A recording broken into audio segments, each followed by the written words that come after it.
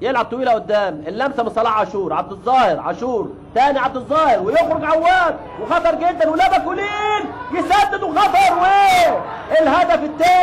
الهدف الثاني لفريق انبي. دربكه كده داخل 18 فريق النادي الاسماعيلي وتسديدات ومحاولات تمر الكوره مع خروج عواد، خروج ما كانش موفق، يلحق لبك كولين يسدد يقابل صلاح عاشور ويسكنها الشباك. الهدف الثاني لفريق انبي بعد ما كان متأخر بهدف قدر يعدل النتيجة لاثنين لإنبي 1 لإسماعيلي.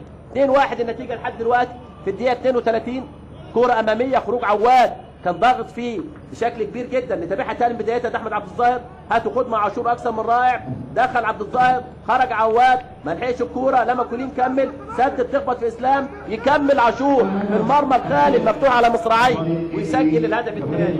دقيقة 32 صلاح عاشور يتقدم لفريق انبي. مباراة سريعة مشتعلة مرة واثنين وثلاثة. بنتابع مع حضراتكم الهدف الثاني لوحده تماما وعواد خارج المرمى، مفيش حد من لاعبي الاسماعيلي، يعني هدف سهل جدا.